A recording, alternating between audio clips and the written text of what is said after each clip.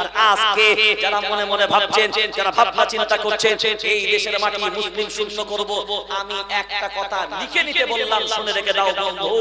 সারা দুনিয়ার সব শক্তি মিলেও যদি চক্রান্ত করে ভারতবর্ষ থেকে মুসলমান শূন্য করার ক্ষমতা কারোর বাপের নাই, নাই নাই, তোদের 14 গোষ্ঠীর পর্যন্ত নাই। কারণ এটা আমার রবের ফায়সালা, মিনহা খালাকনাকুম ওয়া ফিহা নুঈদুকুম ওয়া মিনহা নুখরিজুকুম তারাতান। জোরে বলেন। এই আয়াতটার কোনদিন ভাবমূর্তি ভেবেছেন, মূল্যায়ন করেছেন?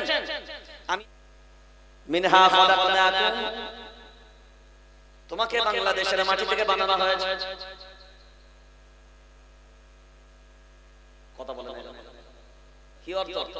মিনহা খালাকনাকুম, তোমাকে আফগানিস্তানের মাটি থেকে বানানো হয়েছে।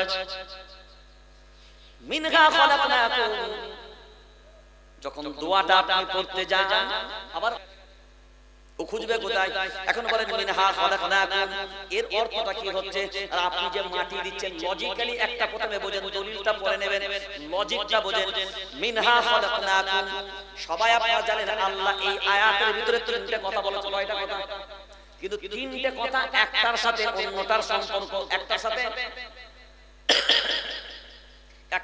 অন্যটার সম্পর্ক। মিনহা খালাকনাকুম, এই মাটি দ্বারা তোমাকে বানানো। সবাই জোরে বলেন, এই যে এই মাটি দ্বারা তোমাকে বানানো হয়েছে, এই জন্যই তো তোমাকে এই মাটি দ্বারা বানিয়েছে, ওই জন্য তোমাকে দিই এই পূর্বে নেওয়া মাটিটা আল্লাহ পূরণ করবে। ওই জন্যই বলা হয়েছে ওয়া ফিহা নুঈদুকুম, এই মাটিতে তোমাকে রেখে যাওয়া। তাড়াতাড়ি বলে রেখে যাওয়া হবে। এই জন্যই তো পহেলগাঁও কাণ্ড, নিশ্চয়ই ঘটনা একটা কাণ্ড ঘটেছে, এটা আমরা তীব্র ভাষায় নিন্দা করি। সব মুসলমান এটার তীব্র ভাষায় নিন্দা করে।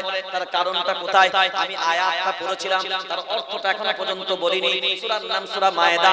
নিশ্চয়ই কোনো আইবি বিআইবি গোয়েন্দা বিভাগ যদি থেকে থাকেন, খুব ভালো করে শুনে রেখে দেন, এইগুলো আপনাদের জানা দরকার। আর আজকে যে গদি মিডিয়া বললাম, যারা বলেন সব থেকে দেশের যদি আমার মনে হয় সব থেকে বড় অপরাধী যদি কেউ হয়, ওই অপরাধীগুলোর নাম হলো মিথ্যুক গদি মিডিয়া। মুর্শিদাবাদ কাণ্ডে, পহেলগাঁও কাণ্ডে, ভারতবর্ষের যত জায়গায় যেখানেই আক্রমণ হয়, প্রথম নামটা কাদের নেয়? মিডিয়া। কথা বলেন, কাদের নাম? জোরে বলেন। প্রথমেই তো তুলে দিল, আহা, মানে সেই দু একদিন, মানে আমার হাইকোর্টে মামলা, ব্রিগেডের ব্যাপারে হাইকোর্টের মামলা শুনানি বুধবার দিন হবে, আর মঙ্গলবার দিন ঘটনা ঘটে গেছে। আমরা হাইকোর্টের চত্বরে পরেশান। বৃহস্পতিবার যখন মামলার শুনানি হচ্ছে, জজ নিজে বলছে দেশের পরিস্থিতি এমন জায়গায় আপনারা এক সপ্তাহ হলেও এই সভাটাকে পিছিয়ে দিন।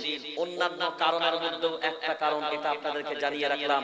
প্রধান আপনার হাইকোর্টের জাস্টিস আমাদের প্রতি আবেদন করেছিলেন যে বর্তমান দেশের অবস্থা ভালো না, পরিস্থিতি ভালো না, সেই জন্য এই বেদনায় শরীক হবার জন্য, এই হত্যাকাণ্ডে যারা পরিবারের যারা হারিয়েছে তাদের সমবেদনা জানানোর জন্য জজ নিজে বলেছেন আপনারা যদি এক সপ্তাহ পিছিয়ে যান খুব ভালো হয়। আমরা সেই সময় দেশের সার্বিক পরিস্থিতিকে লক্ষ্য করে আমরা এক সপ্তাহের জন্য নত হয়ে গিয়েছিলাম। ব্রিগেডে 26 তারিখে না হওয়ার কারণের মধ্যে এটা একটা কারণ। এখন বলেন, যখন জজ প্রধান সেখানে বলছে, সেখানে কি আমরা বলতে পারি যে না আমরা করবই? সেই সময় কি এটা সমচিত ছিল বলে মনে হয়? তাহলে আমরা দেখেন দেখে আসলাম না, আমরা পিছনে আসলাম, তার কারণটা দেশের স্বার্থে। কিসের স্বার্থে? কিসের স্বার্থে? দেশের স্বার্থে, জাতির স্বার্থে। এখন এবার আপনি বিবেক দিয়ে বলেন, এই ঘটনা নিশ্চয়ই এটা নিন্দনীয়তে কোনো সন্দেহ নাই, কিন্তু হ্যাঁ, আমি একজন দেশের নাগরিক হিসেবে এই প্রশ্ন করার অধিকারও তো আমার আছে। সেখানকার সেনাবাহিনী, সেখানকার মিলিটারি যে বিবৃতিগুলো দিয়েছে, এই বিবৃতিগুলো কিন্তু আমাদের জনগণকে ভাবিয়েছে।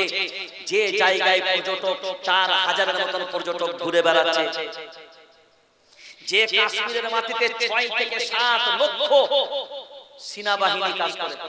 কত? 6 থেকে 7 লক্ষ সেনাবাহিনী কাজ করে।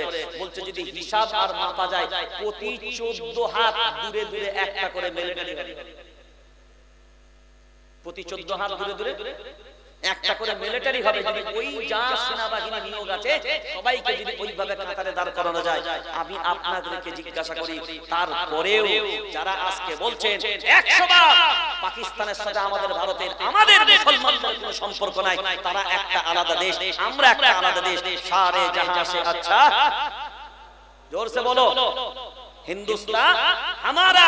একটা জিনিস স্পষ্ট ভাষায় আমরা বলছি, পাকিস্তানের মায়া আমাদের নেই, বাংলাদেশের মায়া আমাদের নেই, অন্য দেশের মায়া নেই। কারণ আমরা দ্ব্যর্থহীন কণ্ঠে বলছি, আমরা আমাদের মাতৃভূমিতে যে স্বাদ আর যে সুগন্ধি এবং যে তৃপ্তি আমার জন্মভূমিতে পাই, সেজন্য সারা দুনিয়ার কোন জন্মভূমিতে ওই স্বাদ ওই তৃপ্তি আমরা কখনোই পাই না। আমি বাংলাদেশের মাটিতে গিয়ে যখন প্রোগ্রাম করি, বাংলাদেশের মাটিতে গিয়ে আমি বলে এসেছি, আপনাদের মনে হয় ইন্ডিয়ার ব্যাপারে আপনাদের অনেক ধারণা থাকে, কিন্তু আপনাদের জানা দরকার যে আপনারা বাংলাদেশের মাটিতে বসে আছেন ঠিক কথাই, কিন্তু আমি একজন মুসলমানের সন্তান হিসেবে বলছি, আমার কাছে সারা দুনিয়া সব দেশের থেকে সবথেকে প্রিয় দেশ হলো আমার হিন্দুস্তান। কারণ এই মাতৃভূমির ভক্তি, মাতৃভূমির ভালোবাসা আমার রাসূল আমাকে শিক্ষা দিয়েছেন। হ্যাঁ, একটা হাদিস এর উপরে আছে, এই হাদিসটা কিন্তু সহিহ না, ওটা জাল, যে ঈমানের অঙ্গ দেশের ভক্তি, এটা হাদিস না। কিন্তু আল্লাহর নবীর একটা আদর্শ পাওয়া যায়। তিনি যখন হিজরত করে মক্কা থেকে মদিনায় যাচ্ছিলেন, তিনি বাইতুল্লাহর সামনে আসলেন আর কাবার দিকে তাকিয়ে তিনি বললেন, হে কাবা, তোকে ছেড়ে যাবার ইচ্ছা আমার নাই, আমি চাই না তোকে ছেড়ে যেতে, কিন্তু তোর ভূমির সন্তানেরা আমাকে থাকতে দিল না, তাই আমি তোর ভূমি ছেড়ে চলে যাচ্ছি, তবে আবার আসবো আল্লাহ যেদিন অর্ডার করবেন। সেই জায়গা থেকে আমরা অনুভব করি আমার রাসূলের জন্মভূমির প্রতি ভালোবাসা কতটা ছিল। সেই ভালোবাসার নিরিখে আমরা বলছি, কারণ স্বাধীনতার সময় ট্রেন রেডি, সব অপশন রেডি, যারা চাইবে এ দেশ ছেড়ে পাকিস্তানে চলে যেতে পারবে।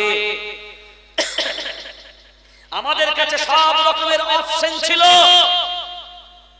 কিন্তু আমাদের আকাবিররা তৎকালীন সময়ে একটাই সিদ্ধান্তে অনড় হয়ে গেল যে আমরা ভারত ছেড়ে পাকিস্তান যাব না। আমাদের পূর্বপুরুষদের নারী পোতা এই ভারতের মাটিতে, আমার আব্বার নারী পোতা এই ভারতের মাটিতে, আমাদের জন্ম এই ভারতের মাটিতে, আমরা হিন্দুস্তানের মাটিতেই থাকবো। আমাদের পূর্বপুরুষদের কবর ছেড়ে আমরা এই দেশের মাটি থেকে ত্যাগ করে পাকিস্তান যাব না। সেই দিকে অপশন থাকার পরে আমরা এই দেশের মাটি ছাড়ি নাই। ওই জন্যই তো দ্ব্যর্থহীন কণ্ঠে আমরা বলতে পারি, আমরা বাই চান্স মুসলমান নয়, এই দেশের মাটিতে আমরা বাই চয়েস মুসলমান। কিসের জন্য বলি কথাটা? বাই চয়েস মুসলমান কিসের জন্য? যে আমরা চুজ করেছি এই দেশটাকে। আমরা চুজ যদি করতাম মুসলিম হিসাবে, তাহলে পাকিস্তান করতাম, বাংলাদেশ করতাম, আফগানিস্তান করতাম। আমরা চুজ করেছি নিজস্ব মত বিবেক বুদ্ধি দিয়ে সব ইচ্ছাই গ্রহণ করেছি আমরা এই দেশের মাটিতেই থাকবো। আর আজকে যারা মনে মনে ভাবছেন, যারা ভাবনা চিন্তা করছেন এই দেশের মাটি মুসলিম শূন্য করব, আমি একটা কথা লিখে নিতে বললাম, শুনে রেখে দাও বন্ধু। সারা দুনিয়ার সব শক্তি মিলেও যদি চক্রান্ত করে ভারতবর্ষ থেকে মুসলমান শূন্য করার ক্ষমতা কারোর বাপের নাই, নাই নাই, তোদের 14 গোষ্ঠীর পর্যন্ত নাই। কারণ এটা আমার রবের ফায়সালা, মিনহা খলাকনাকুম ওয়া ফিহা নুঈদুকুম ওয়া মিনহা নুখরিজুকুম তারাতান। জোরে বলেন। এই আয়াতটার কোনদিন ভাবমূর্তি ভেবেছেন, মূল্যায়ন করেছেন? আমি আসামের মাটিতে শুধু এই একটা আয়াতের তাফসীর করেছিলাম, ওখানকার উলামায়ে কেরামরা ঝরঝর করে খালি খেলেছে যে আমরা কোনদিন এই অনুভূতি ভাবনা চিন্তা করিনি যে আল্লাহ কুরআনুল কারীমের ভিতরে আমাদের আসামের বর্ণনা দিয়েছে। মিনহা খালাকনাকুম, তোমাকে বাংলাদেশের মাটি থেকে বানানো হয়েছে। কথা বলেন কি অর্থ? মিনহা খালাকনাকুম তোমাকে আফগানিস্তানের মাটি থেকে বানানো হয়েছে। মিনহা খলাকনাকুম, যখন দোয়াটা আপনি পড়তে যান আবার ও খুঁজবে কোথায়? এখন বলেন মিনহা খলাকনাকুম, এর অর্থটা কি হচ্ছে? আর আপনি যে মাটি দিচ্ছেন লজিক্যালি একটা প্রথমে বোঝেন, দলিলটা পড়ে নেবেন, লজিকটা বোঝেন। মিনহা খলাকনাকুম, সবাই আপনারা জানেন আল্লাহ এই আয়াতের ভিতরে তিনটে কথা বলেছে। কয়টা কথা? কিন্তু তিনটে কথা একটার সাথে অন্যটার সম্পর্ক, একটার সাথে অন্যটার সম্পর্ক।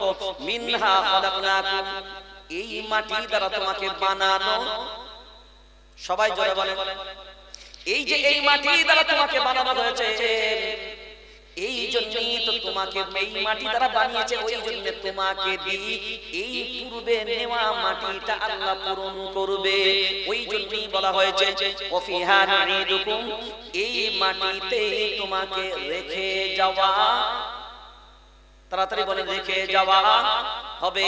এখন এখান থেকে দুটো বিষয় প্রথম বোঝেন, তাহলে যেখান থেকে তোমাকে বানানো হয়েছে রাখা হবে তোমাকে।